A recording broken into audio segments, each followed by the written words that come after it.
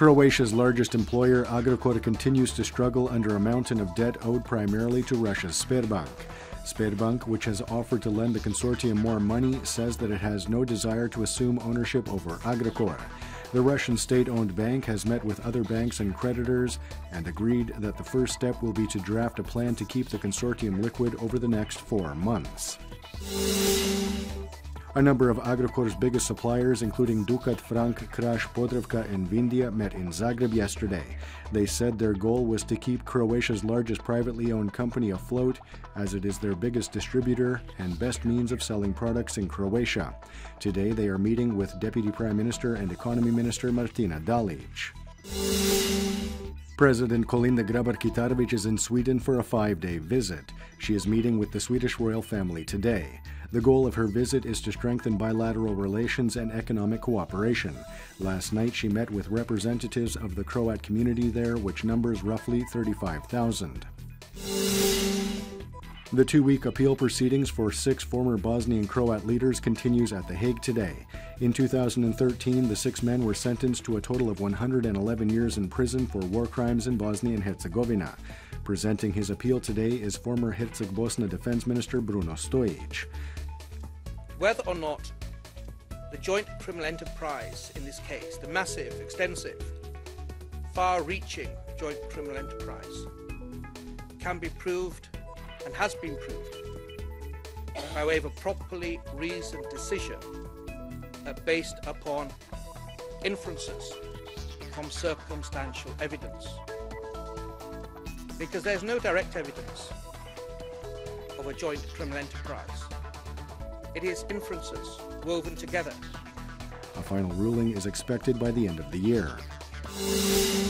Croatia is only one step away from getting approval for EU funding for the construction of the Pelješac Bridge, which means that if approved, the EU will cover 85% of the construction costs valued at €420 million. Insomuch as the Commission does not reject the review's assessment in the next 3 months, the project will be considered approved. Zagreb's Franjo Tuđman International Airport will today open its new terminal. The opening will be attended by top officials. However, the first official flights to and from the new terminal will be on March 28th. After 5 months of works, Zagreb's storied Britanski Trg was reopened last night. The renovation and construction of a new fountain was marred by controversy as some of Zagreb's citizens feel the square has lost its signature charm. Taking a quick look at sports, Croatia's national football team have gathered in Zagreb to prepare for Friday's 2018 World Cup qualifier against Ukraine. Coach Ante Čačić will not be able to count on defender Vedran Čorluka or right back Šime Vrsaljko, who are out with injury. Also out is Ivan Perisic, who is suspended due to yellow cards. Opening kickoff is at 8:45 local time in Zagreb's Maksimir Stadium. After 4 rounds of play in Group I, Croatia is first with 10 points. Ukraine is second with 8. In NBA basketball, Croatia's Bojan Bogdanović had a solid night for Washington, adding 14 points and 6 rebounds in the Wizards' 110-102 loss to the Boston Celtics. Fellow Croatian Dario Šarić added 18 points in the Philadelphia 76ers' 112-109 overtime loss to the Orlando Magic. And now the forecast for the remainder of the day. Predominantly sunny with some moderate cloud cover on the northern Adriatic. Winds will be mild inland with a moderate southwesterly in mountainous regions. The coast will see a mild southeasterly and southwesterly. Unseasonably warm temperatures continue with highs of 19 to 24 degrees today. The 3-day forecast for the interior calls for more of the same, partly sunny and unseasonably warm.